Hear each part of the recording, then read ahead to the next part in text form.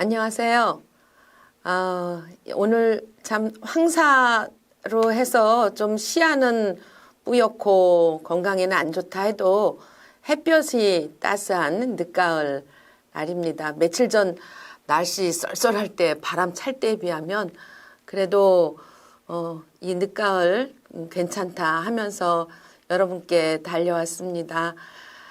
오늘 포용사회에 관련한 5번째 강의를 진행을 하게 되는 전 부평구청장 홍미영입니다. 코로나 때문에 이렇게 줌 강의로 여러분들을 만나 뵙게 돼서 좀 아쉽습니다. 저 카메라 속에 여러분들의 얼굴, 눈빛 이렇게 그려보면서 잘 진행해 볼까 그렇게 생각합니다. 이 코로나가 그게 결국은 인간이 만들어낸 업보이지요. 지구를 그만큼 짧은 시간에 어느 생물체보다도 괴롭혀 왔는데 결국은 그래서 오히려 바이러스가 비행기를 타고 고속도로를 타고 세계적으로 전염하는 그런 위험한 사회가 된 건 인간의 업보이고, 그래서 여러분들을 직접 만나 뵙지 못하고 이 포용사회라고 하는 참 따뜻한 주제를 카메라를 바라보면서 하게 되었습니다. 오히려 우리가 이런 시대를 맞이하면서 코로나의 그 어려움을 겪으면서 다시는 이런 사회로 그 벗어나기 위해서 또 지금까지 우리가 해왔던 것들을 반성하면서 그러면서 지향하는 포용사회 생각하는 시간이 되었으면 좋겠습니다. 좀 걱정됐어요. 왜냐하면 이 포용사회 아카데미에 대해서 포용도시에 관한 얘기를 1강에서부터 4강까지 제가 틈틈이 들어봤는데요. 참 좋은 강사님들이 친절하게 그리고 아주 상세하게 그리고 재밌게 잘 여러분들한테 전달을 하셨을 텐데, 그래서 여러분들 많이 좀 도움이 되셨죠? 이 관용도 아니고 포용이라고 하는 거를 우리 사회가 과연 대한민국이 얼만큼 그 받아들여서 진행해야 되는지 하는 이해 충분히 앞 시간에 좀 공유도 됐을 거라고 보는데, 전 사실은 그 뒤를 이어서 앞서서 하신 분들 얘기하고 중복되지도 않고, 또 한편으로는 그 여러 가지 좀 도시로서 그 좀 생생한 사례들이 있으면 잘 전달도 하고 그래야 되는데, 사실 그 포용사에 관한 그 경험이 우리가 짧아요. 그래서 제가 전달할 수 있는 내용이 그렇게 좀 빈약할까봐 좀 그런 걱정도 들고, 제가 재밌게 얘기하기보다는 늘 치명적인 진지함 때문에 이 점심 먹고 듣는 분들이 지루하지 않을까, 내용은 좋은데 혹시나 졸리지는 않을까 이런 걱정도 좀 해봅니다. 하여튼 저한테 주어진 시간 여러분들과 사회적 거리 두기는 2m 이상 한참 두지만 마음의 거리 두기는 아주 밀착돼서 그렇게 좀 진행을 해봤으면 좋겠다 하는 여러분들한테 부탁을 드리고요. 제가 좀 많이 걱정을 했더니 우리 김영일 대표님이나 최혜자 국장님이나 그냥 포용이라고 하는 것에 대해서 무슨 논리로 얘기하기보다는 홍명 스스로가 실천해 왔던 그런 것들을 좀 담아서 얘기하면 좋지 않겠느냐. 그러니까 좀 자신감이 들더라고요. 그때 단어는 포용이란 단어를 쓰지는 않았지만, 제가 인천의 달동네에서의 그런 생활이라든가 또는 그때 내걸었던 더불어 함께 사는 따뜻한 이런 것들을 계속 내세우고, 그런 것을 저의 정치 철학 또는 행정의 그런 지침으로 삼았는데, 결국은 지금 얘기하는 포용도시와 그때 제가 쭉 활동하면서 실천해왔던 그런 가치와 철학이 결국은 맞닿는 거 아닌가. 그런 점에선 저는 시작하기 전에 이 말씀을 먼저 하고 시작을 할까 합니다. 아직도 여러분들 기억하실 거예요. 프란치스코 교황께서 참된 권력이란 가장 약한 자의 연약함을 돌보는 것이다. 이렇게 얘기하셨죠. 바로 포용이라고 하는 건 그것이 정치나 행정에 반영될 때는 그 사회에서 가장 연약한 자의 그런 어려움을 돌보는 거, 그게 바로 포용이 갖고 있는 진정한 내용성 아닌가 이렇게 생각을 해봅니다. 그런 차원에서 우리가 포용이란 단어를 세계적으로 어떻게 정식 의제로 쓰고 그것이 국내에서는 또 우리 문재인 정부에서는 또 다른 도시에서는 어떻게 진전이 되어 왔는지 하는 것들을, 그래서 지금 인천에 우리 또 지속가능 협의회 안에 그 작업에서는 어떻게 녹아들고 개선해 나갈지 하는 게 오늘 여러분들한테 드리는 말씀이 되겠습니다. 자, 포용도시와 도시정책 한번 화면을 볼까요? 자, 이제 여러분들이 제목을 다시 한번 새겨 봅니다.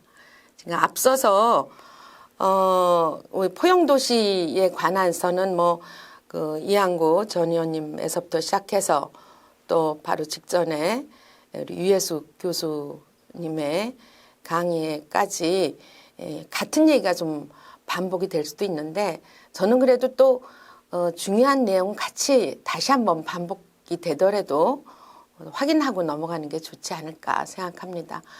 포용도시의 그 논의의 시작은 사실은 한 10여 년 전이라고 얘기하는 것이 좀 맞겠죠. 그 포용도시가 세계에서 유엔이나 OECD나 그런 국제기구 또는 유럽연합, EU의 그런 그 도시들 안에서 논의가 이미 활발하게 진행되고 있습니다. 그 중에서도 이제 OECD는 포용적 성장을 계속 논의하면서 진행하고 있는데, 2012년에 본격적으로 이 포용적 성장에 대한 이슈를 제기하고 2014년에는 포용적 성장에 대한 기본 틀을 발표를 했죠. 그 내용을 잠깐 이제 새겨보면, 포용적 성장은 경제 성장을 추구하는 과정에서 발생한 빈곤과 불평등의 문제를 해소하기 위해서 교육 및 의료, 그런 비소득의 기반을 함께 고려하는 성장 방식이다. 빈곤을 감소하고 불평등을 해소하며 지속 가능성을 추구한다. 말은 이렇게 좀 경제학적인 용어라든가 좀 어려운 문구를 썼지만, 한마디로 그동안에 해왔던 신자유주의 경쟁 이런 거 가지고는, 그래서 파이를 키우면 저절로 복지도, 저절로 불평등한 부분의 문제도, 빈곤도 해소될 것이다 이러면서 해왔던 것이 사실은 그렇지 못하고, 오히려 성장의 경우도 더 성장하지 못하고, 오히려 사회가 저성장은 물론이고 또 그 국가 간이건 도시 안에 사는 사람들의 문제건 더 이 빈곤과 양극화와 이런 것들이 되고 지속 가능하지 못한 그런 문제가 생기니까, 포용적 성장이라는 걸로 해서 더불어서 다 같이 살아야 된다, 이런 이제 목표를 바꾸게 된 거죠. 그리고 이제 2016년에 도시 차원에서 포용도시와 포용적 성장을 논의하기 시작을 했습니다. 다음 보면요, 이 OECD가 얘기하는 포용적 성장을 추구하는 그 시장회의가 2016년 1월 달에 그 뉴욕에서 1차로 열렸습니다. 전 세계 소위 말하면 이제 글로벌 또는 챔피언 이런 표현도 쓰는데, 한 40개국 가까이 대도시 시장들이 모여서 이제 사회적 불평등을, 사회 내 불평등을 해소하겠다. 그러기 위해서는 도시 안에 포용적 성장을 하자 하는 서명을 했는데 그게 뉴욕 프로포잘이라고 얘기합니다. 2016년 1차 회의를 초반에 하고 난 뒤에 2차에서 파리 2010년 말 11월 달에 파리 회의가 구체적 액션을 하자 하는 플랜을 공유하게 됐는데 뭐 첫 회의에서는 일종의 선언 서명 뭐 이런 거였다면 두 번째에서는 액션을 조금 더 공유하는데 그럴 때는 도시정부가 다양한 분야에서 이렇게 실시해왔던 도시 내 불균형을 해소하려고 실시해왔던 우수정책 사례, 해결 방안 이런 것들을 공유했다고 볼 수 있죠. 여러분들 화면에 이 정상들이 회의하는 도시 정부의 정상들이 회의하는 장면 보이고 그 밑에가 3차 서울회의가 2017년 서울에서 열렸습니다. 그 밑에 화면에서도 보이지만 OECD 챔피언 메이어 for inclusive growth third 이렇게 나와 있죠.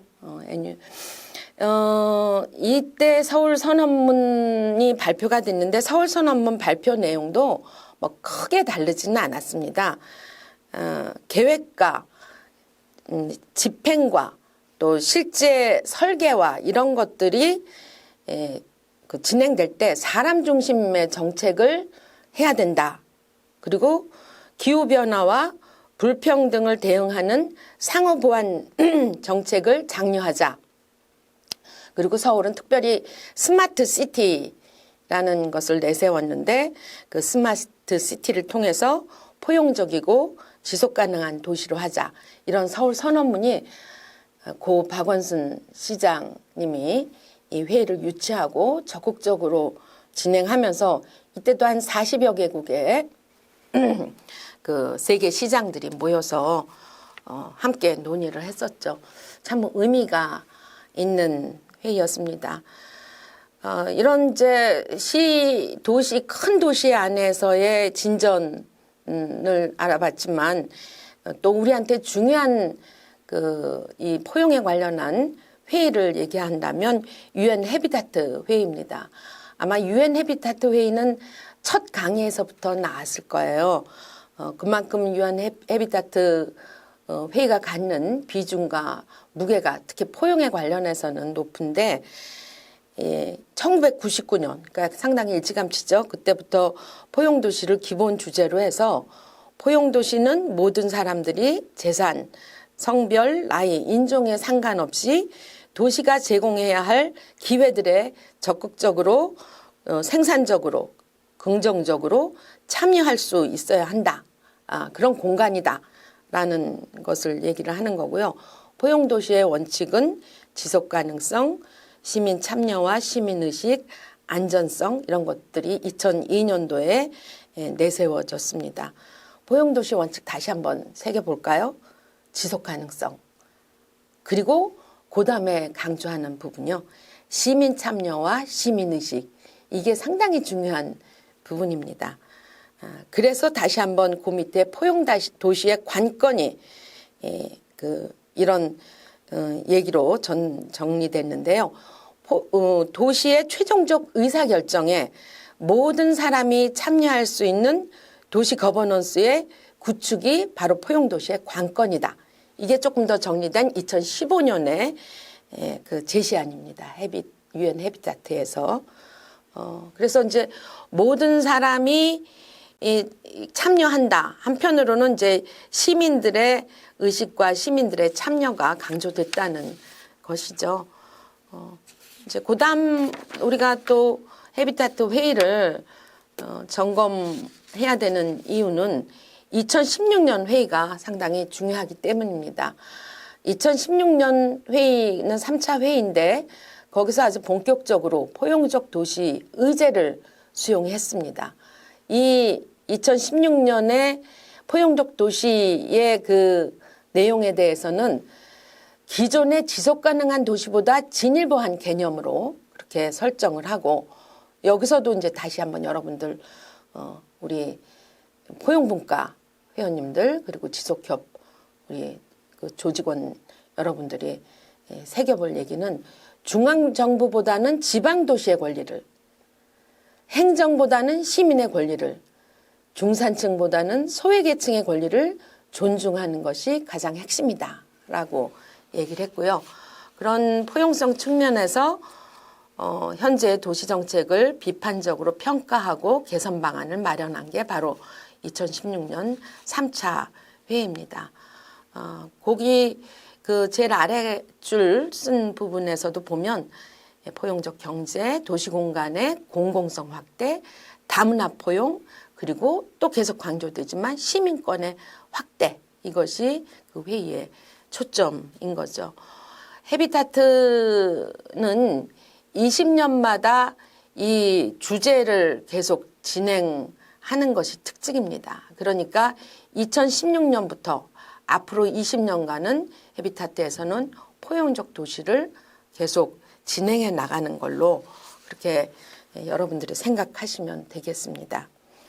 그리고 EU 도시를 잠깐 볼까요? EU 그 유럽 연합의 국가들 중에 포용 도시론, 이 부분도 뭐 앞에 얘기하고 크게 틀리진 않습니다. 그래도 좋은 얘기, 꼭 필요한 얘기는 반복적으로 우리가 익히는 게 좋겠죠. 사회적 배제 관점에서 빈곤과 분배 문제, 성별, 연령별, 가구 형태, 취업 상태에 따라서 빈곤 및 사회적 배제 위험에 크게 노출된 집단 다 떠오르시죠? 여성, 아동, 청년층, 한부모, 이민자, 이런 노출된 집단들에 대해서 우리가 배제되지 않도록, 그리고 그들이 또 도시의 빈곤에 나락에 떨어지지 않도록 하기 위한 그런 12개 권고사항을 EU의 포용도시론에서는 제시를 했습니다.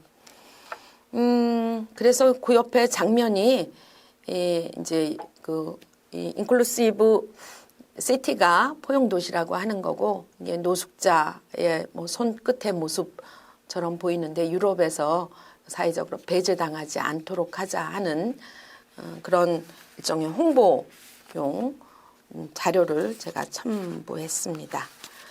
자, 그 다음 볼까요? 그 다음은 세계 도시들은 아까 말한 대로 사실 10년 안에 이렇게 또 그 글로벌 시티, 챔피언 시티 이런 경우들은 그보다 뒤에 포용 도시의 전략들을 세웠는데 과연 어떻게 진행을 하고 있는지 잠깐 살펴보도록 하죠. 런던시, 밑에 화면이 보이죠? 장면들이.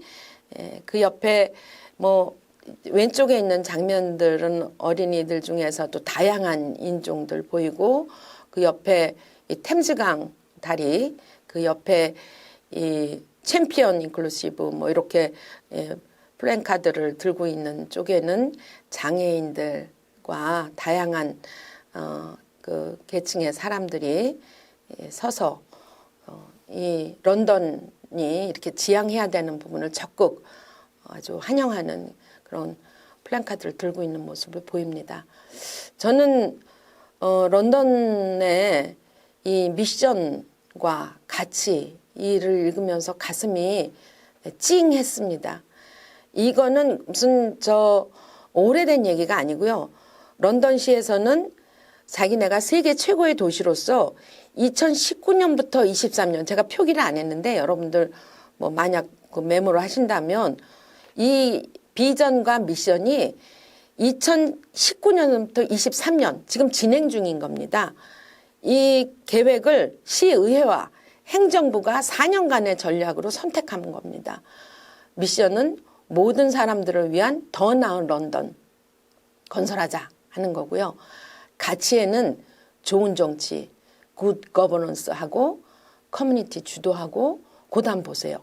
측은지심을 갖고 활동.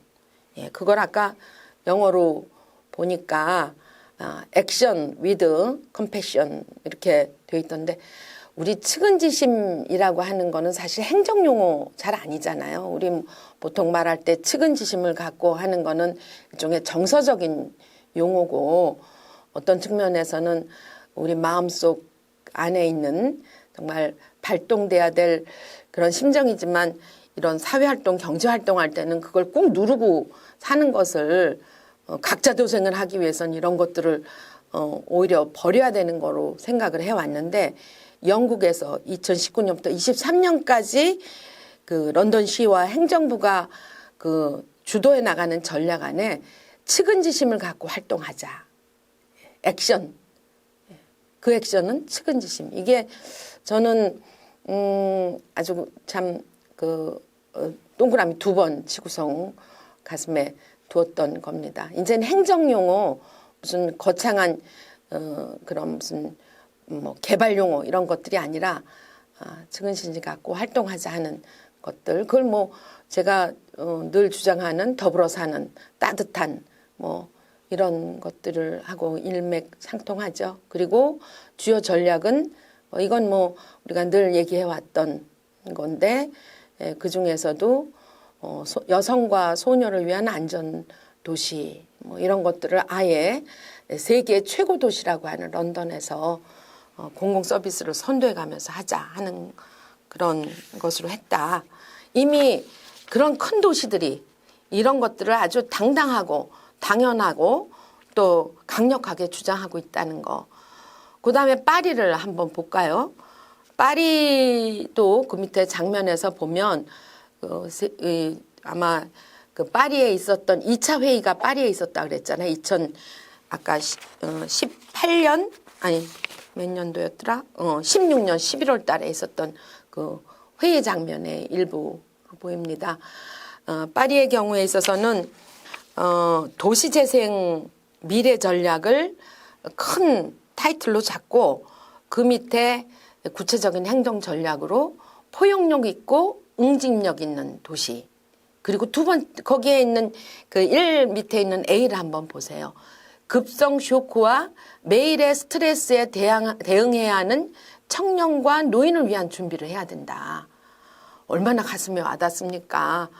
예, 우리 노인들, 우리 어르신들 요즘에 뭐 코로나 때문에도 많이 돌아가시고 또 독감 때문에도 독감 주사 맞고도 그러기도 하고 그러는데 그런 분들이 당할 수 있는 위험에 대해서 또 지금 사실 수능이 얼마 안 남았는데 그렇게 매일의 스트레스 공부를 하는 거 시험을 봐야 되는 그런 매일의 스트레스에 그리고 청소년들이나 청년들이 늘 사회에서 배제되거나 뭐 착취당하거나 하는 그런 느낌을 받는 그런 청년들한테 매일의 스트레스에 대응해야 한다는 그런 청년과 노인을 위한 준비 상당히 구체적인 그런 전략을 세웠다 하는 거죠. 그리고 그 밑에 B 보면 이웃과 포용하고 이웃과 친선을 장려하는 여건을 조성한다. 이것도 참 따뜻하고 그리고 행정은 이렇게 구체적이어야 된다. 그것도 대도시의 경우에 이런 것을 내세웠다 하는 것이 새삼 아주 잘 새겨지게 됩니다. 그리고 세 번째 전략 행동 계획의 세 번째 그 작은 세 번째는 주민 공동으로 내일의 도시를 창조하자. 주민 공동으로. 저도 한번 파리를 지속 가능한 그 주간이 파리에서 진행될 때 가봤는데요. 한 마을을 재개발하는데 마을 토요일마다 열리는 그 장터에 한쪽에서 계속 공무원들이 나와서 서명도 받고 설명도 하고 그래서 재개발하는 거에 주민 의견을 수렴해 가서 시간이 걸리더라도 그렇게 하는 장면을 직접 봤습니다. 그게 바로 주민 공동으로라는 것에 부합되는 것이겠죠. 이렇게 세계 도시들이 그 런던과 파리를 봤다면 지금 원 시티, 원 뉴욕 시티를 얘기하는 그 뉴욕의 비전을 한번 살펴보겠습니다. 뉴욕의 경우에 있어서는 그 원이라는 걸 강조해요. 강력하고 정의로운 도시를 위한 원 뉴욕 시티 그리고 이거는 뉴 비전이다 라고 얘기를 하고요. 그 밑에 이 서브 비전이 성장 번영 도시 그리고 두 번째 공정 평등 도시 서브 비전의 두 번째 그 공정 평등 도시는 모든 사람이 품위 있고 안전하게 살 수 있도록 좋은 일자리와 기회를 제공하는 뭐 포용, 공평 이런 건데 이 중에서도 줄친다면 모든 사람이 품이 있고 거기에 줄치고 싶죠. 예. 우리는 사실 성장, 개발 뭐 이런 거에 품이라는 거를 거의 버리고 살아왔고 특히 어려운 사람들한테는 그 인간으로서의 그 마지막 존중감이 배제되는 식의 삶들을 살면서 그 참 어렵게 그 힘들어 하는데 여기서 얘기하는 모든 사람이 품이 있고는 그런 사람까지 다 품고 가는 그런 단어라고 생각합니다. 그 다음 이제 세 번째 서브 비전이 지속 가능한 도시. 여기에서도 가로 쪽을 한번 보시면요. 세계 최고의 지속 가능 도시 뉴욕이 되게 하겠다는 거예요. 그리고 기후변화와의 싸움에서 세계적 리더가 되자 하는 거예요. 미국이 아시죠? 세계의 가장 기후변화에서 그 많은 역할을 오히려 기피하고 또는 반대편에서 미국 대통령과 뭐 이런 중앙정부가 움직인다면 그래서 걱정이 되었다면 우리 뉴욕을 본다면 희망이 있지 않을까. 기후변화 싸움에서 세계적인 리더가 되겠다.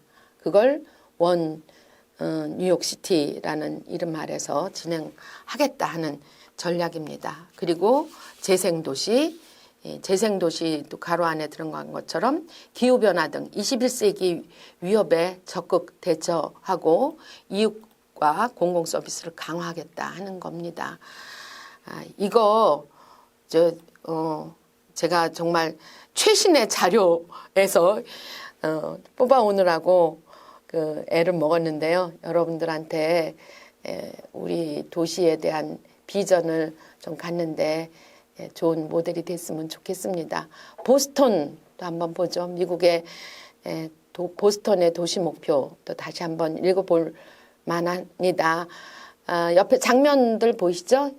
더 인클루시브 시티 하고 장면 도시 장면이 있고 그 밑에 Go 보스턴 하고 All 인클루시브 하면서 있는 장면이 있습니다.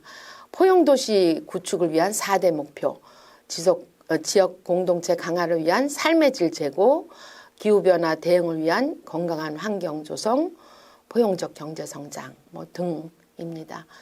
뭐 행정용어로 정리는 됐지만 미국에서 보스턴에서 포용도시를 강조하면서 이렇게 딱 명확하게 정리한 것들 새겨볼 만한 그 도시들의 실제 지금 전략 그리고 진행 중인 목표라고 봅니다. 그 중에서 이제 그 크게 떨어지지 않는 서울의 경우의 전략을 한번 살펴보죠. 서울의 경우에 있어서는 이미 박원순 시장이 고 박원순 시장이 2016년 이전부터 서울연구원에서 이 포용도시에 대한 서울 시티를 만들어가자 하는 걸로 준비를 하고 그거 아래서 서울을 스마트 시티로 그리고 그것을 2019년도에는 이미 서울시 의회 의장과 시장이 포용도시를 선포하는 그런 단계까지 이르렀죠. 그리고 제가 뒤에 좀 자세하게 했지만 연구원 자료에서 지금 포용도시로 가는데 서울이 얼만큼 시민들과 평가를 받으면서 부족한 점을 개선해 나가려고 뭐 노력하는가 하는 것들을 보여주는 것들이 되어 와서 앞에 다른 도시 못지않게 글로벌 시티 서울에 대한 포용도시 전략을 잠깐 살펴보겠습니다.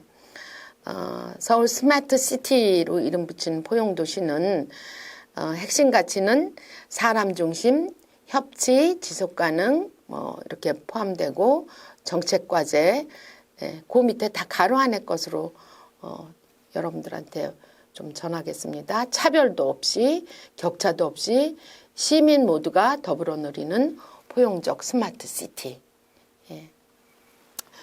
이제 도시 얘기를 이제 세계적인 도시 얘기를 했지만 한국의 경우 포용이라는 얘기는 사실은 그렇게 오래되지는 않습니다. 그리고 문재인 정부, 문 대통령이 쓰기 시작한 것도 2018년 때부터 이제 정식 의제로 얘기가 됐는데 그 부분을 좀 살펴보고 들어가겠습니다.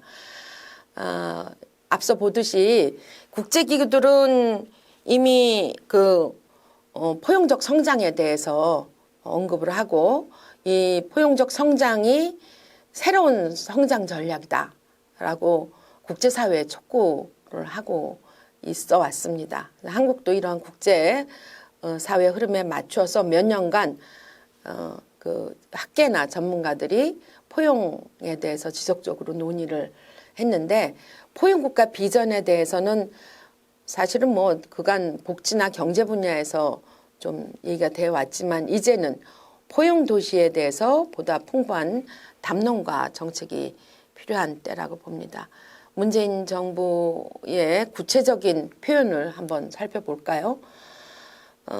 포용적 성장은 배제적 성장에 대비되는 개념인 건 뭐 다 아시죠? 예, 제가 이걸 굳이 쓴 건 포용적 성장이라는 것에 대한 이 반대 개념을 좀 떠올리는 것이 더 확실하게 이 내용을 연상시킬 수 있을 것 같아서 언급을 했고요. 문재인 대통령은 그래서 이 단어를 쓰면서 설명을 했습니다. 배제적 성장은 성장의 수혜층이 소수에 그치고 다수가 배제되는 구조. 그러니까 아랫목만 조금 뜨끈뜨끈하고 윗목의 넓은 부분은 거기에 있는 많은 사람들이 배제되는 구조라는 거죠. 이런 배제적 성장으로는 경제가 지속될 수 없고 오히려 성장의 걸림돌이 된다. 그래서 이제 선택해야 되는 건 포용적 성장은 두루 많은 사람들에게 성장의 결과가 배분되고 두루 혜택을 누리는 성장이다. 이게 2018년 7월 달 청와대에서 정례 브리핑을 통해서 대통령이 얘기하신 말씀입니다. 그 밑에 장면을 좀 볼까요? 왼쪽 화면을 보시면 나를 안아주는 문재인 정부 포용국가라고 하는 이 작은 팻말이 보이시죠? 나를 안아주는 포용은 바로 그런 것이다 하는 걸로 대통령이 그 설명하는 그것을 잘 보여주는 거고요. 그 옆에 2018년 9월 6일 날 문재인 정부가 포용국가 비전과 전략을 선포하는 그런 화면도 배치를 했습니다. 그 뒤에 아주 이제 그 2019년부터 그 우리 사회에서 이 포용이라는 말이 많이 화두로 쓰게 된 건데 그 얘기의 시작은 2018년 11월 달 국회에서 시정연설을 대통령이 하셨을 때 함께 잘 사는 포용국가라고 제시하시면서 이 포용이 국가적이고 사회적인 단어, 의제가 됐습니다. 그때 말씀하신 내용, 함께 잘 사는 포용국가는 우리가 가야 할 길이며 우리 정부에게 주어진 시대적 사명이다. 포용적 사회, 포용적 성장, 포용적 번영, 포용적 민주주의에 이르기까지 배제하지 않는 포용이 우리 사회의 가치와 철학이 될 때 우리는 함께 잘 살게 될 것이다. 이 멋진 연설이 아직까지 우리한테는 구체적으로 느껴지거나 그 실현을 통한 확인은 아직 좀 체감이 안 되지만 그렇지만 이것을 우리가 정말 우리 사회의 가치와 철학이 되도록 꾸준하게 실천하는 시민들 그리고 작은 도시들, 큰 도시들이 있을 때 이렇게 될 거라고 봅니다. 그런 어떤 첫 길은 하여튼 대통령께서 그런 연설을 통해서 보여주셨다고 생각합니다. 대통령이 말씀하신 뒤편에 보이죠? 다 함께 잘 사는 포용국가. 자, 그래서 그냥 저는 이제 참고 내용은 그야말로 참고로 보십시오. 그간에 문재인 정부가 포용이라는 사회적 의제를 단어로 표현하기 전에도 대통령 막 취임한 2017년 7월 달에 국정 운영 5개년 계획에 내 삶을 책임지는 포함해서 5대 국정 목표를 내세웠고 거기에 모두가 누리는 포용적 복지국가 이런 그 단어로 그 계획을 발표했습니다. 그리고 2020년 초, 금년 초죠. 문재인 정부의 정책 브리핑 내용에는 포용국가, 내 삶이 든든한 나라라는 제목 아래 다음 내용들을 세부 항목으로 이렇게 정리했습니다. 사회, 고용, 교육의 안전망을 더 촘촘히 한다. 그래서 취약계층의 사회 안전망 확충하기 위한 구체적인 세부 내용, 그리고 실업이나 취업하는 데 어려움을 겪는 부분에 대한 고용 안전망을 강화하기 위한 구체적인 내용, 그리고 교육 안전망을 보강하기 위한 내용 좀 포함이 되어 있고요. 그리고 저출산 고령화를 대응하는 그런 투자를 해야 된다. 그리고 영세 자영업자, 소상공인들에 대한 배려 이런 것들이 2020년에 구체적인 그 선언 이후에 세부 항목들로 되어 있는 부분들을 여러분들한테 참고사항으로 보여드렸습니다. 자, 그러면 우리 국내 포용도시 관련해서는 어떻게 지금 얘기들이 되고 있나 한번 볼까요? 이 포용도시가 또 포용적 도시정책이 얘기되는 근저에는 우리 도시가 사회경제적 격차가 많이 확대되고 빈곤이 심화되는 현상에 놓여 있다고 하는 겁니다. 그건 이미 경제적으로 세계화가 심화되면서 그리고 또 특히 한국이 아주 최고로 저출산의 속도가 빨라지고 또 고령화 시대는 고령화 사회로는 아주 또 최고로 빨리 진입하면서 사회적인 양극화 있고 지금 우리 사회에도 상당히 많은 다문화 인구들이 들어와서 경제활동에서부터 시작해서 가정생활까지 꾸리고 있는데 무려 지금 200만이 넘었다고 하죠. 그리고 2030년이 되면 우리 인구의 3분의 1까지도 아마 증가될 것이다. 그러고 하는데 그런 인종적 다양화 그리고 또 도시 안에서도 격차가 있지만 도시와 도시끼리도 격차가 심화되는 거. 어느 도시는 앞으로 점점 인구가 줄어서 사라질 것이다. 그리고 어느 도시는 재정적으로 아주 어려워져서 파산 선고되면서 통합이 될 것이다. 이런 식으로 또 어느 도시는 굉장히 많이 예산과 규모가 늘어가면서 급속도로 또 성장할 것이다 하고 우리 인천 안에서도 그런 것들이 점점 격차가 심화되고 있다는 거. 그리고 또 한편으로는 깨어있는 시민들이 많이 또 지방자치에 지금 91년부터 시작했으니까 30년간 이렇게 지방자치 진행되면서 협력적 거버넌스 필요성이 증대하고 있다는 거. 그리고 또 주민참여예산이라든가 주민위원회 이런 등등이 많이 실제 행정에 참여하면서 또 지속가능 발전 협의회처럼 또 시행정이나 도시의 각 행정에 직접적으로 참여하는 그런 것들이 실효성 있게 되는 것들이 넓어지면서 그러면서 새로운 과제들이 제기되고 있습니다. 이런 효과적인 거버넌스 구축을 통해서 계획 수립 과정에서부터 사회적 약자의 참여를 확대하는 것이 더욱 필요하다고 보는 거죠. 그렇게 지금 진행하는 것이 새로운 발전 전략이고 그것이 바로 포용적 도시 정책이라고 얘기될 수 있는데 여기서 다 아시겠지만 포용이라는 거는 강자 또는 주류가 약자에게 베푸는 온정주의적 시혜가 아니라는 것입니다. 이 포용이라는 거는 실제 이 협력 관계가 서로 간에 도와주는 그런 협력 관계가 지속 가능해지도록 시민들의 역량 강화를 중시하고 또 능동적이고 지속적인 주민 참여를 위한 그런 역량 강화가 우리 해비타트에서도 얘기가 나왔죠. 그게 관건이고 그게 포용도시의 정책의 또 다른 핵심이라고 할 수 있습니다. 그 밑에 여러분들 보시면서 마음속에 줄 하나 쳐주세요. 사회적 통합은 우리가 도달해야 될 가치이자 목표라면 포용은 그것을 가능케 하는 전략이다.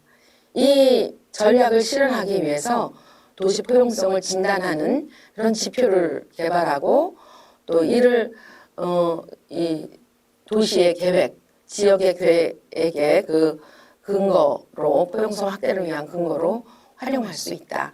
이 부분이 말은 어려워도요. 제가 이걸 강조하는 이유는 바로 이 뒤에 서울의 그 포용도시의 전략에서도 나오는 얘기고 또 인천에서도 사회적 통합이란 이름으로 수치들이 좀 나오는 부분들을 제가 이제 말씀드릴 때 이 부분이 이해가 좀 되는 것이 좋겠다 싶어서 강조를 드렸습니다.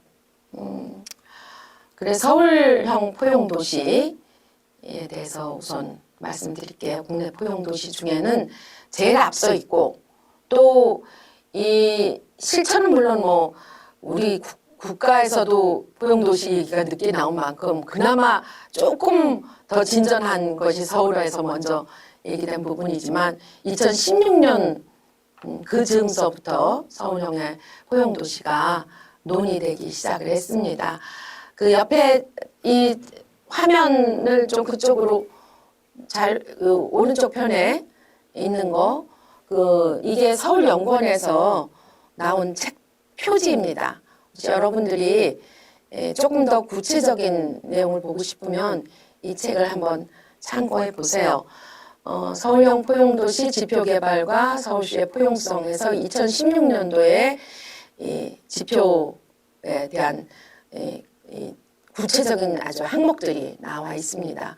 그 얘기를 좀 제가 요약해서 설명하면 모든 시민이 경제적, 사회적, 공간적으로 차별받지 않고 개인의 경제적 역량을 높이고 사회적 배제를 최소화하는 도시.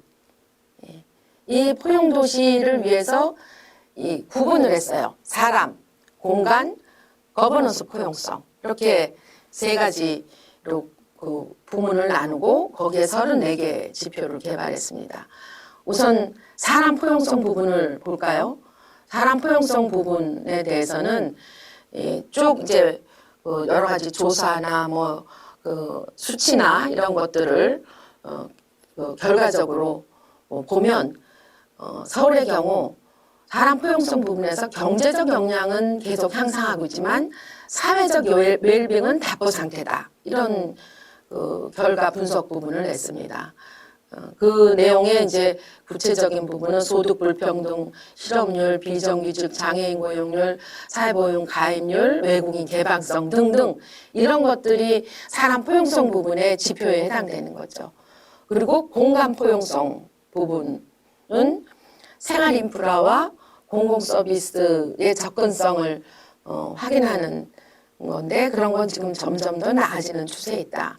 서울이 뭐 예를 들면 서울숲도 있고 또 뭐 이 주거비 부담에 관한 부분이나 뭐 이런 것들이 좀 나아지고 있죠. 이 주거비 부담은 지금 집값 얘기하는 거하고는 조금 다릅니다. 그래서 가로친 부분을 보면 그거의 지표로서는 공공임대주택 비율, 주거비 부담률, 녹지율, 교통환경, 녹지환경, 주거환경, 공공 와이파이 서비스, 119 구급대, 야간 보행. 이번에도 이제 공공 와이파이 관련해서는 서울시가 또 그 좀 진전된 정책을 내세우는 거로 오늘 보도가 나왔는데 그다음 이제 세 번째 부분 거버넌스 포용성 부분 보겠습니다. 거버넌스 포용성 부분은 분석 결과 아직도 이웃 신뢰도는 낮은 편이며 자원봉사 참여도가 감소 추세에 있다. 5년간의 이 조사의 결과 부분입니다. 이웃 신뢰도, 자원봉사 참여율, 행정정보 공개율, 공공기관 신뢰도 이런 것들을 5년 동안 조사해 봤을 때 아직도 그 신뢰도라든가 자원봉사하는 것들이 지금 낮게 돼 있는데 이런 것들을 보면 서울의 포용성 정도는 OECD에 비해서 대체로 낮다. 그러니까 OECD에서도 이런 지표들을 가지고 수치된 부분하고 비교했는데 서울시가 낮다는 거죠. 인천은 아마 이거에 걸맞는 지표도 없어서 비교하기가 딱 맞아 떨어지지는 않겠지만 제가 이따가 2019년 인천조사에서 보면 그 대체로 짐작컨대 서울시보다도 더 낮은 게 인천시다 하는 걸 볼 수 있을 겁니다. 이런 서울시의 포용성 정도에 대해서 시민들은 부정적인 평가를 했습니다. 그거에 대해서 시민들 의식조사의 내용을 좀 밑에 부원을 했는데 서울 시민들은 서울시의 사회경제적 불평등 정도가 증가했다라고 생각하며 좀 더 포용적인 사회를 만들기 위해서 공공정책의 투명성과 책임성을 위한 정책이 우선적으로 필요하다고 생각한다는 것입니다. 그래서 거기에 맞춰서 서울형 포용도시 정책 비전이 수립할 필요가 있다라고 나왔는데요. 제가 그 설문조사의 질문 항목이라든가 거기에 대한 답변을 잠깐 봤는데 이런 질문 자체가 시민들한테 새롭게 의식을 갖게 하고 또 그쪽을 지향하게 하는 그러니까 분석의 결과만 중요한 게 아니라 이런 질문하는 것 자체가 시민들한테 이 각자 도생 그 경제 성장 중심 큰 그 건물이 마치 어떤 상징인 것처럼 성장의 상징이처럼 보여지는 그런 세태에서 이런 질문 자체가 상당히 신선하게 행정의 철학을 그리고 시민들이 참여해야 될 의지 부분을 주는 게 아닌가. 그래서 저는 비록 부정적인 평가가 좀 더 많다고 해도 질문 자체를 해보는 것은 참 좋은 시도다. 인천도 좀 그렇게 진행해서 우리 안에 제일 가슴 밑바닥에 가둬놨던, 덮어놨던 또는 억눌러놨던 그런 그 포용에 관한 생각들을 좀 더 강화시킬 필요가 있다. 그리고 거기에 대해서 우리 시민들은 인천 시민들은 어떻게 생각할 것인가 하는 게 좀 궁금하기도 합니다. 어쨌든 서울에서는 2016년 이전부터 이 포용 정책, 포용 도시 이런 것들을 해왔음에도 불구하고 체감이 그렇게 되지 않고 있다고 하는 거죠. 그리고 또 시민들은 그런 거 필요 없어 이렇게 얘기하는 게 아니라 좀 더 포용적 사회로 가야 된다. 그리고 거기에는 이 행정에 좀 더 구체적인 그 책임을 가진 정치권의 그런 투명성과 책임성을 가져야 한다 이런 얘기를 했다는 게 좀 의미가 있다고 봅니다. 그래서 그 옆에 또 제가 그 화면에 띄워놓은 책을 여러분들 참고하셔서 한번 찾아보시고 또 참고하시고 우리 지역에서 그런 것들이 활용됐으면 좋겠는데요. 포용도시를 향해서 서울형 포용도시 지표개발과 포용성 진단 이거에 의한 결과물은 이렇습니다. 서울 포용성 진단 모니터링을 좀 더 체계화하자. 그리고 사람 포용성을 높이기 위해서 경제적 역량의 불평등 완화하고 아까 사회적 웰빙이 좀 낮다 그랬잖아요. 그 정책을 좀 더 강화하자. 그리고 아까 이제 사람 포용성, 공간 포용성, 거버넌스 포용성 세 가지 얘기했죠. 그중에 공공 포용성의 경우에 있어서는 이것을 증대하기 위해서 주거 환경이나 녹지 환경 이런 부분을 좀 더 만족도를 높이고 생활 인프라 접근성을 좀 더 개선해야 한다. 이런 이 포용성을 높이기 위한 그런 내용들이 담겨 있습니다.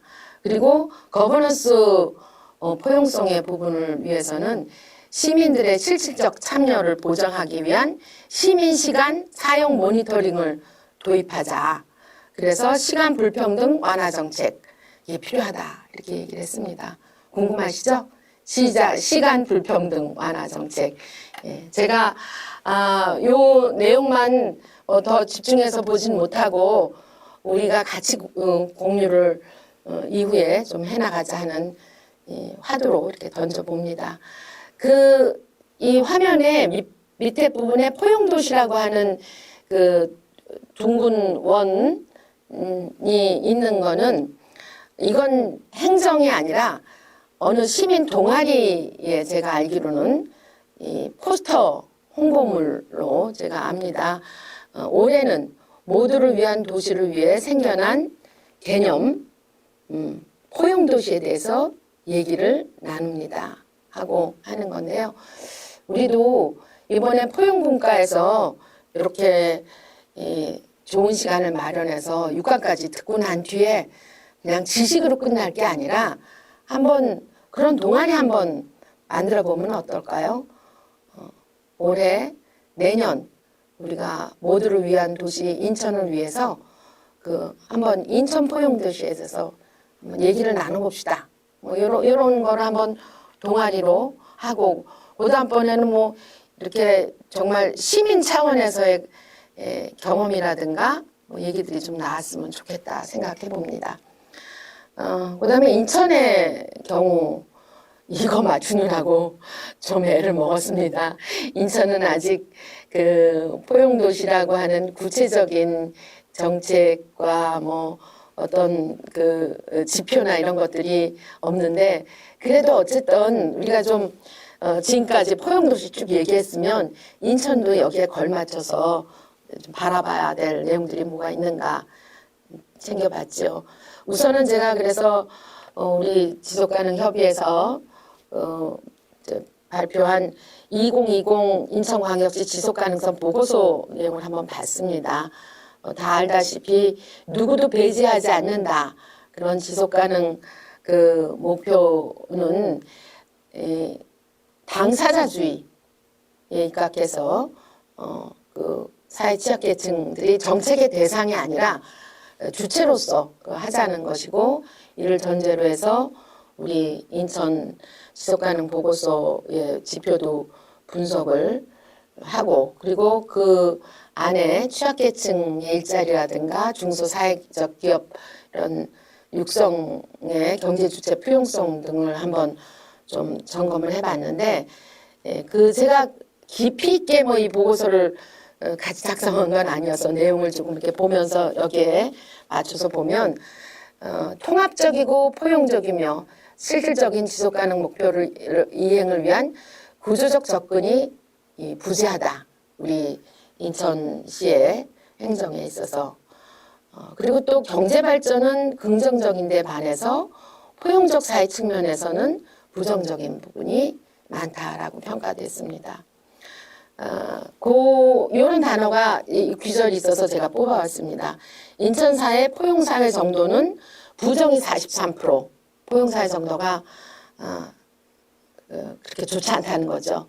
그리고 포용사회가 된다라고 생각하느냐라는 긍정적인 생각이 12%, 보통이 45%인데 그런 거 보면 서울보다도 더 부정적인 부분이 긍정에 비해서 몇 배 많다 이런 것으로 좀 추려볼 수 있지 않을까 생각합니다.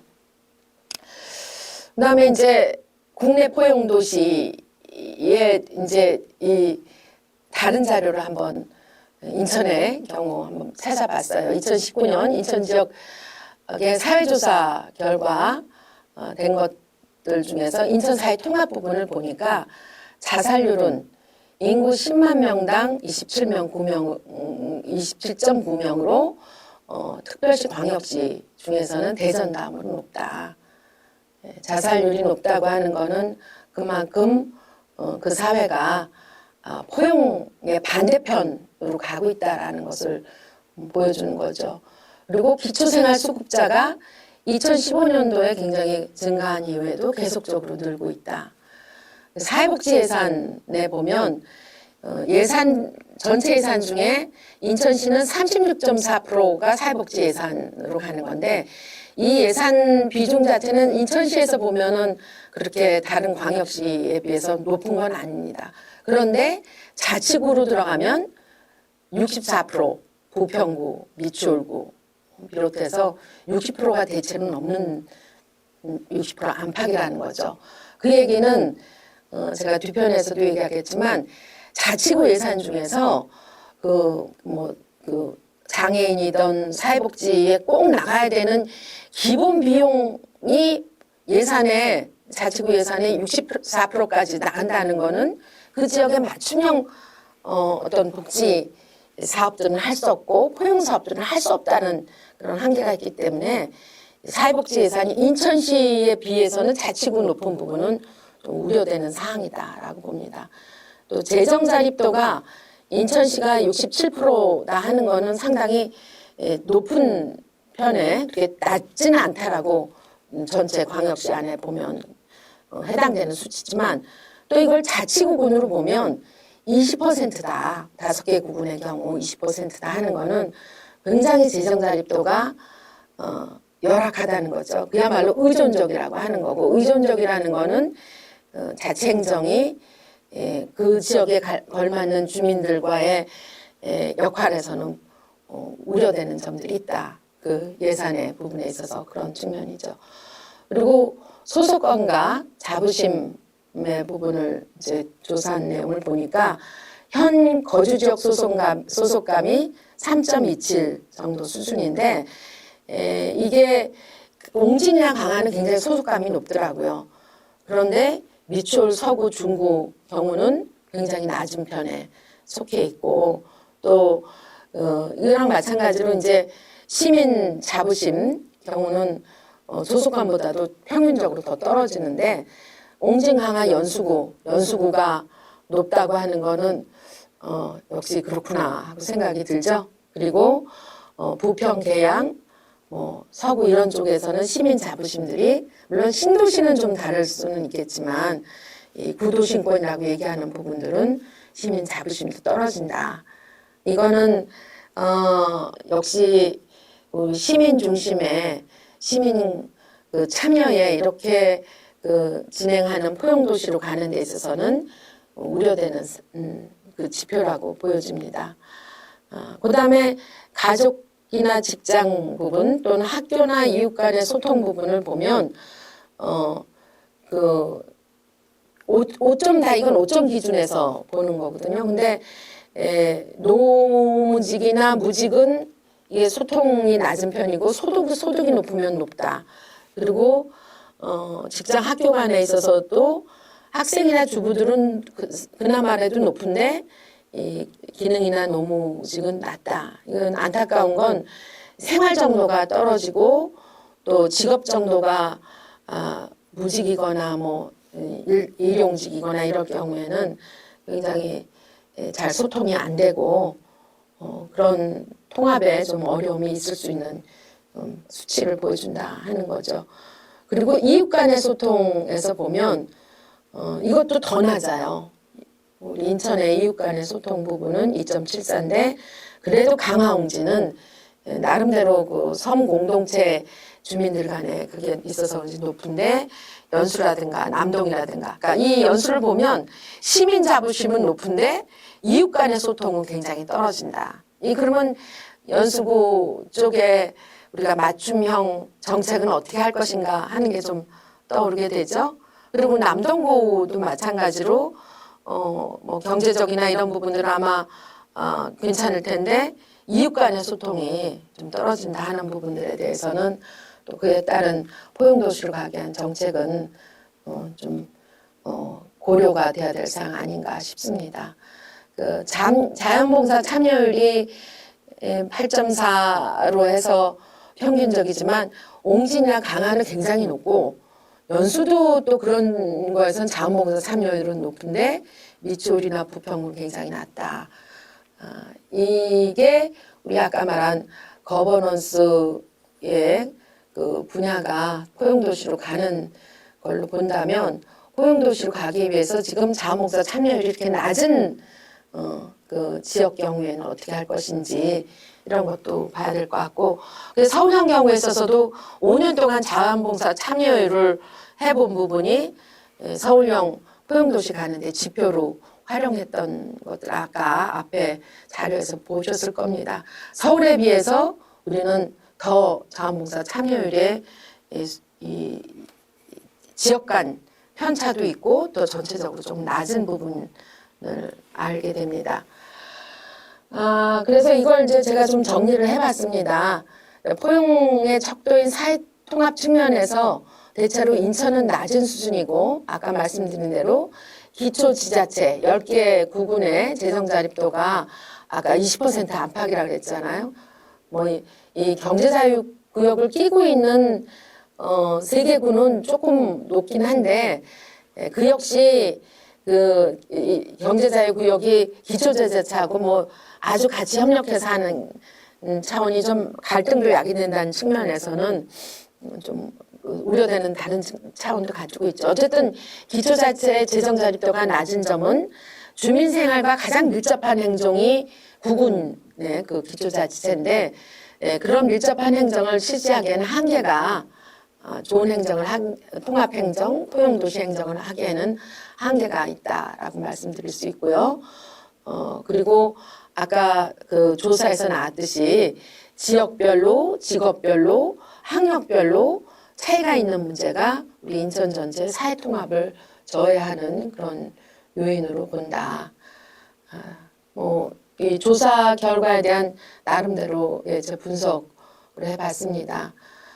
그리고 이제 인천에 대한 큰 틀 안에서 다시 한번 우리가 어떻게 포용도시로 갈 것인지 큰 틀에서 한번 생각을 해보면 인천은 다 아시다시피 동부가 핵심이고 300만 인구, 뭐 광역지자체 중에서는 가장 줄지 않고 인구가 증가되는 그 300만 인구의 관문도시이고 그리고 첨단 기술이 계속 발전되고 있는 시설과 그 지역이고 또 다양한 문화, 그 역사의 도시다 하는 거에는 두말할 나위가 없을 것입니다.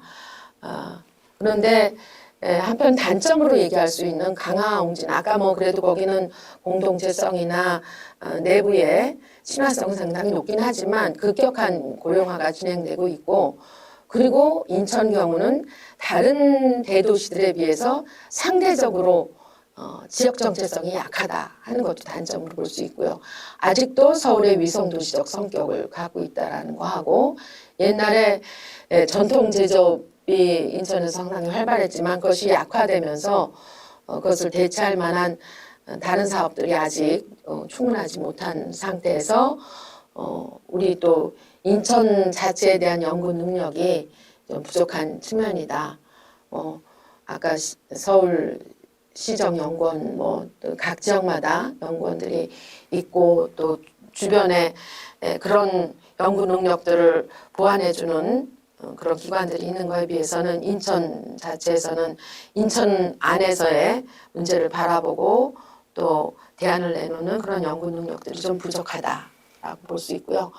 그리고 무엇보다 북한과의 접경 지역이라고 하는 것도 단점이자 또 갈등 요인이 되기도 하고 또 이 얘기는 또 우리가 미래에 잘 풀어진다면 큰 장점이기도 하는데 어쨌든 지금에서는 분단이 돼 있고 바로 얼마 전에 서해에서도 뭐 아주 공직자의 그 유감스러운 그런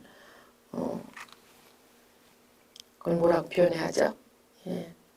돌아가신 그 일이 벌어진 것 등 아주 가까운 일들만 해도 그런 것들을 보면 우려되는 것이 우리 인천의 단점으로 얘기할 수 있습니다.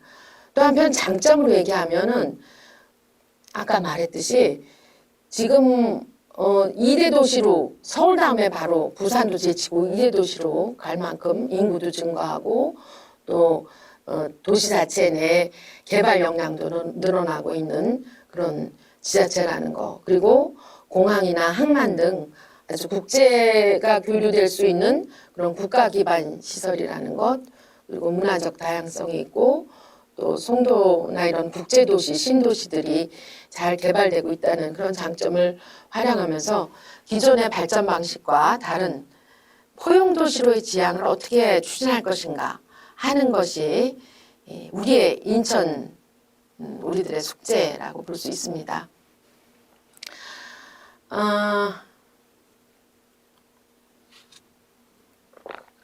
그다음 참고사항을 제가 좀 말씀드릴게요. 참고사항에 대해서는 그야말로 제가 91년도 지방자치 시작하기 전에는 달동네에서 공방 선생했고, 또 지방자치가 부활됐을 때는 주민들의 삶을 주민들 스스로 참여하면서 바꿀 수 있는 참 좋은 제도가 지방자치 제도라고 생각하면서 제가 직접 제도권에 참여해서 구의원과 그리고 인천광역시의원을 하고, 그리고 이런 지방 정책이 또는 지방의 삶이 중앙정부의 변화에 항상 늘 휘둘려서 하는데, 중앙에서부터 변화돼야 된다 하는 차원에서 이제 국회로 행자위만 17대 국회 때 행자위만 4년 하고, 그리고 이제 구청장 8년 하면서 그렇게 해서 내놓은 나름대로의 그 포용 관련 정책이라고 할 수 있습니다. 그 당시에는 포용이라는 단어를 쓰지 않아서 2011년부터 18년까지 이걸 지속가능 발전 정책, 여성 최나도시, 그리고 공공갈등 조정 정책, 행복실감 도시 정책, 이렇게 제가 행정의 경험의 부분을 잠깐 말씀드리는 것이 우리가 포용도시 인천을 지향하는데 혹시 참고가 되지 않을까 해서 좀 말씀을 드립니다. 지속가능 발전 도시 정책의 경우는 뭐 이미 뭐 이건 뭐 두말할 얘기가 아니어서, 이제는 초창기에 저희가 2011년도부터 이걸 진행할 때에는 인천에서도 전국에서도 이것을 도시의 지자체 정책으로 도입한 것이 거의 없어서 굉장히 새로운 시도였는데, 어쨌든 그 시도를 하면서 특별히 더 강조했던 거는 이 지속가능 발전 가치를 그냥 시민이나 어떤 또는 구도선언의 그런 걸로 하는 게 아니라 행정에 직접 적용하려고 노력을 했다는 거죠. 그래서 저희가 공무원이 한 1000명이 됐는데 1000명의 공무원들이 제가 있는 동안에 한 2, 3년 사이에 전부 교육을 받도록, 뭐 산하기관까지 전부 교육을 받도록, 그리고 그 교육에 대해서 또 스스로 평가하고 사업에 반영할 수 있도록 하는 것을 노력해왔다 하는 것을 좀 특징으로 말씀을 드릴 수 있고요. 그래서 이 공무원들이 변하고 또 이걸 시민사회에서 같이 참여하게 하고 전문가들이 함께하는 워크숍을 통해서 그야말로 어느 한쪽에서만 진행하는 것이 아니라 공동의 정책과 공동의 사업이 될 수 있도록 그렇게 해왔는데, 공무원들의 이 변화는 상당히 의미 있다고 생각을 하고, 공무원들의 변화를 촉진하기 위한 방법으로 저한테 올라오는 사업 업무 보고서에 지속가능 발전에 대해서 이 사업이 해당되는지, 그리고 해당된다면 거기에 대해서 어떻게 적성을 갖고 있는지 그 점검란을 보고서 안에 배치를 했습니다. 이런 것들은 그냥 일시적인 교육이나 또는 뭐 인사 때 어떤 뭐 자기가 생각해야 되는 어떤 단어가 아니라 늘 업무에 반영해야 되는, 그리고 밑에서부터 국장까지 이 보고서에 체크돼서 올라오기 때문에 점검하게 하는 좋은 경우가 됐다고 보고요. 아마 인천시나 다른 도시도 이 지금 지속가능 발전 도시를 진행하면서는 그렇게 진행하고 있지 않나 생각합니다.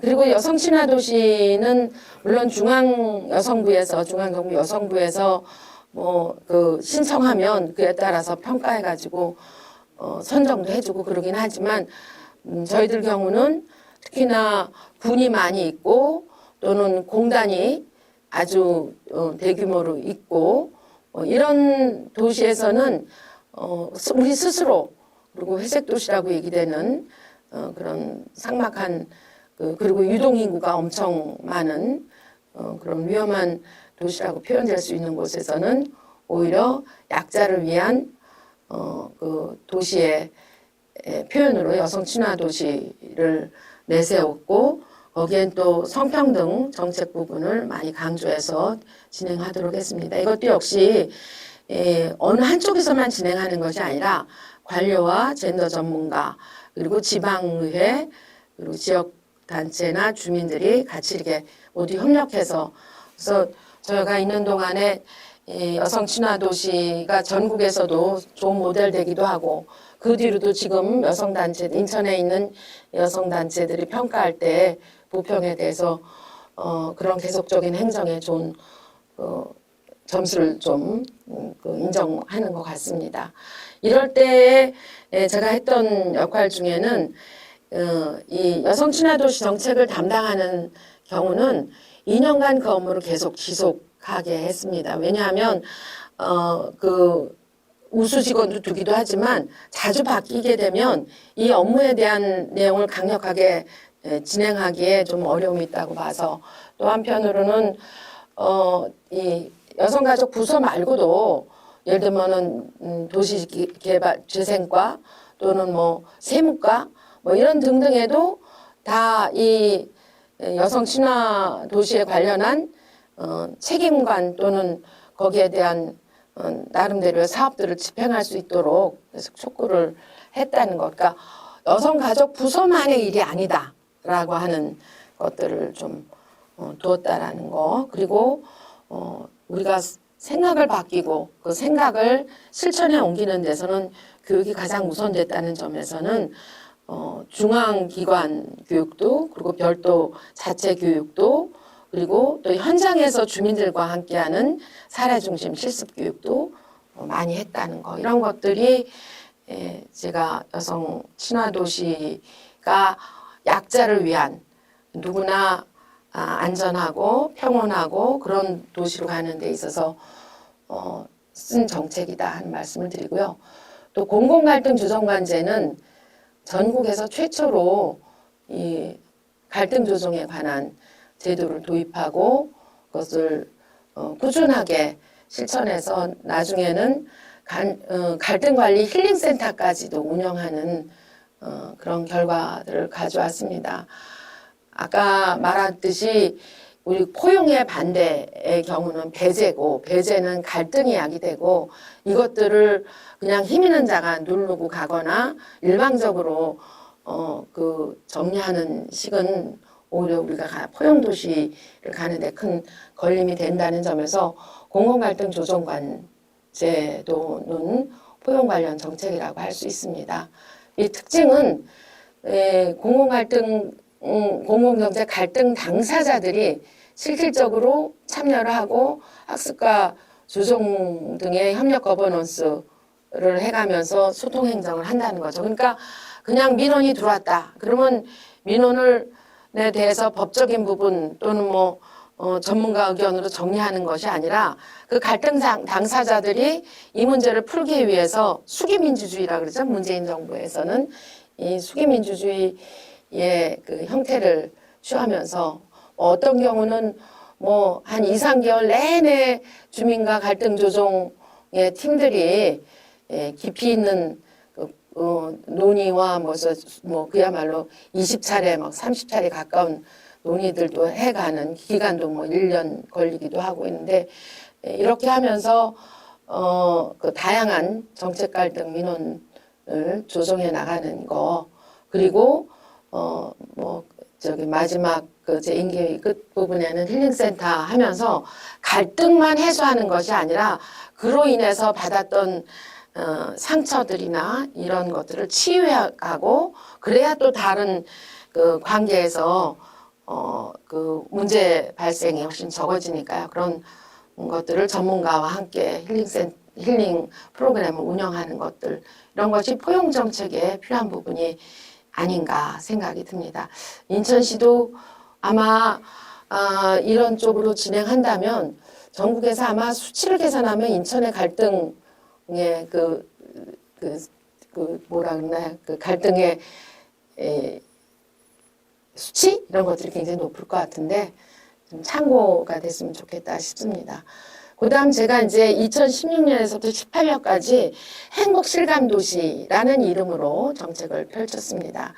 지금은 제가 시작할 때는 뭐 우리 구 이외는 거의 진행이 안 되는 시점이었는데 지금 그 2018년 이후에 민선 7기인가요?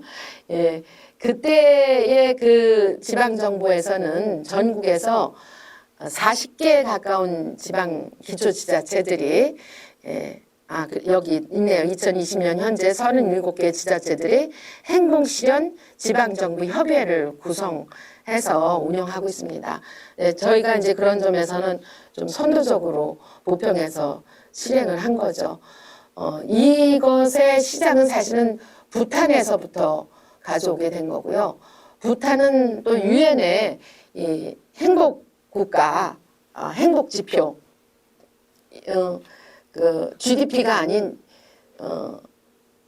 GNH, H-해피, 그걸로 해서 세계에서도 이 행복지수에 대한 것들이 얘기되고 있었던 시점인데 지금도 뭐 아마 유엔에서의 행복 그 지표에 관한 부분은 유효하게 진행할 겁니다. 어쨌건 부탄에서의 그 행복 지표를 우리 부평에서도 좀 실행을 해보자 해서 이거의 특징은 국민들의 행복 실감을 공급자, 행정의 관점이 아닌 수요자, 국민의 관점에서 구정 운영을 해야 된다 하는 것으로 진행된 거고 구정은 아직 행복하지 않은 국민들을 행복하게 하기 위한 시스템이라는 그런 철학으로 진행되는 겁니다. 요 얘기는 제가 처음에 시작했던 우리 교황님의 참된 권력은 가장 연약한 자의 어려움을 돌보는 것이라고 했던 거랑 같은 맥락인 거죠. 그리고 구정은 아직 행복하지 않은 국민들을 행복하기 위한 시스템이라는 그 철학은 저 개인적인 어떤 철학이 아니라 부탄에서 국민 행복하지 않게 하는 정부는 필요하지 않다. 존재할 의미가 없다라고 이미 선언했고 그것이 행복지표로 세계의 그 행복 그 국가들을 얘기할 때도 마찬가지로 그것이 표현되고 또 일본에서도 이미 이 일본의 그 지자체가 지방자치가 많이 발전하면서 상당히 많은 지자체들이 여기에 이제 연대를 하는데 이 행복에 관한 연대에 내세우는 그 지자체의 목표도 바로 이 아직 행복하지 않은 국민들 행복하게 하는 그런 시스템을 강조하고 있습니다. 그러니까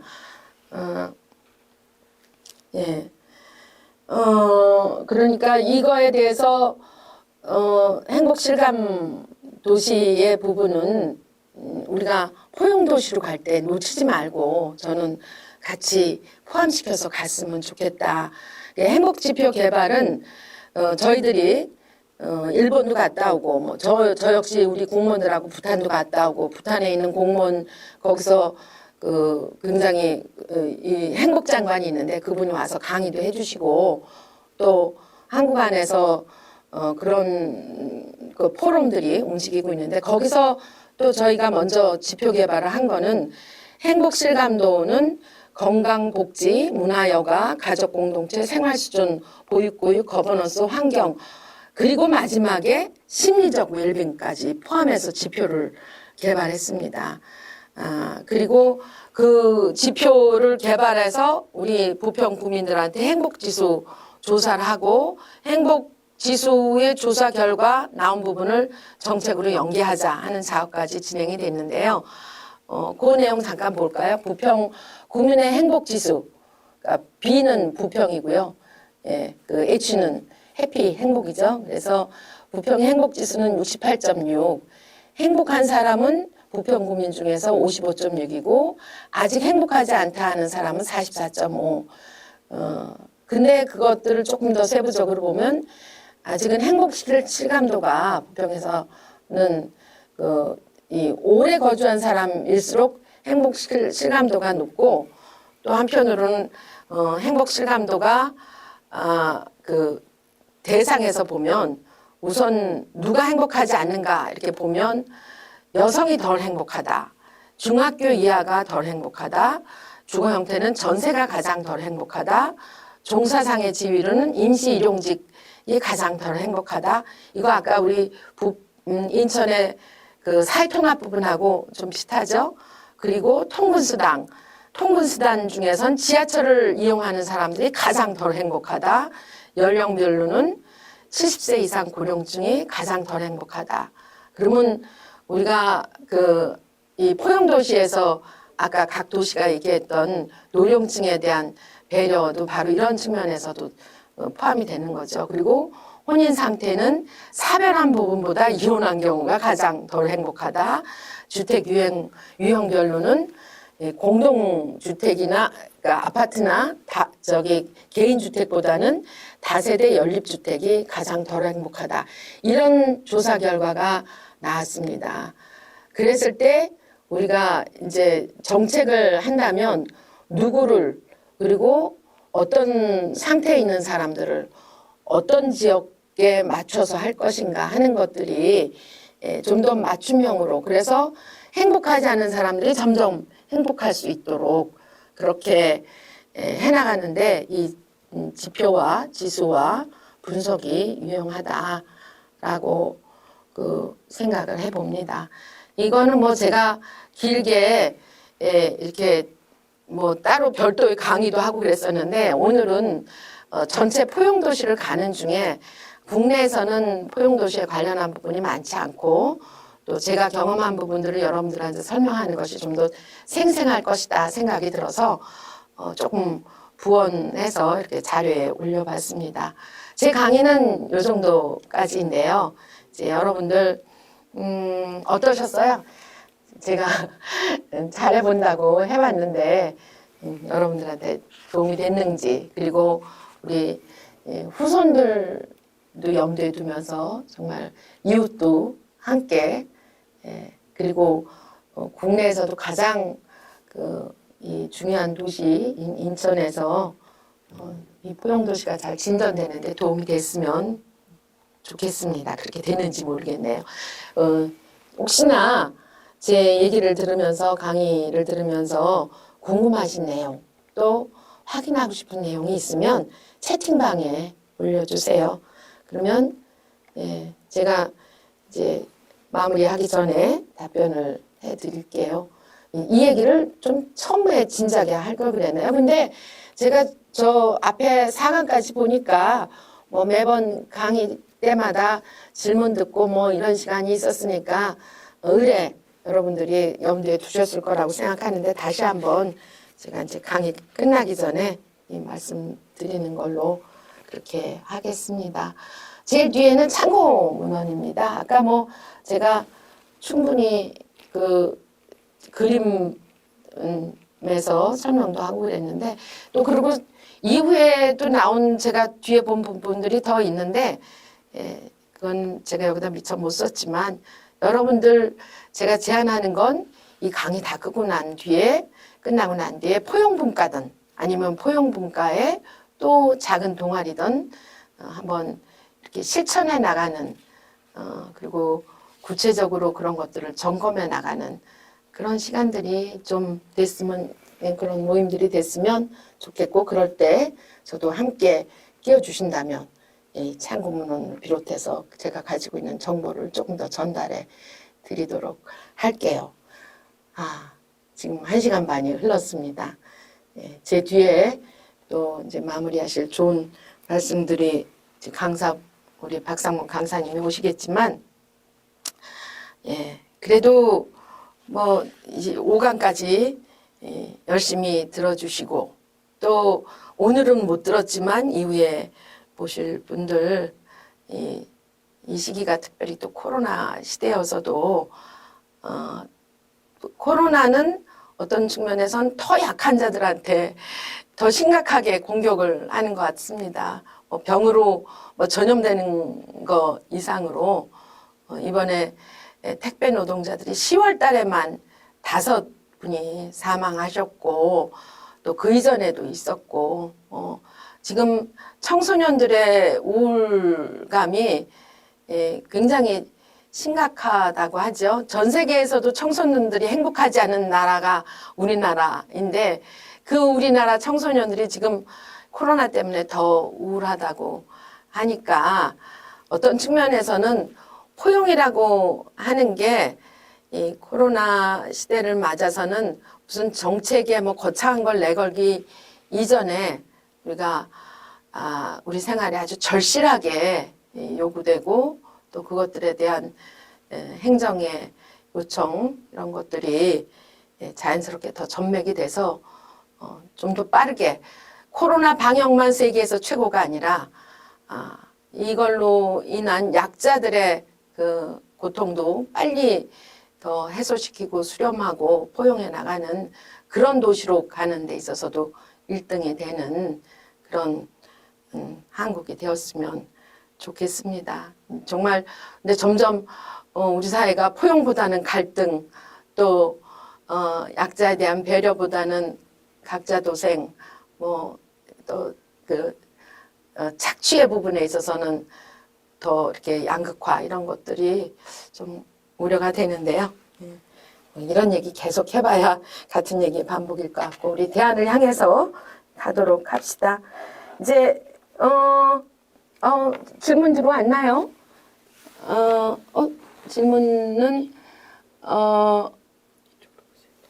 글씨가 제가 서울시 포용도시 관리가 추진된 거 오늘 처음 알았다고 하시는 분, 행정 현장에서 포용사의 개념을 만들기 전에 행정에서 실현하시나 청장님 멋지십니다. 감사합니다. 어떤 측면에서는 단어는 오히려 문구는 뒤로 가고요. 우리 저뿐 아니라 많은 분들이 자기 삶에서 이 정책이라는 거창한 거 아니고 실현하시는 분들이 참 많으시죠.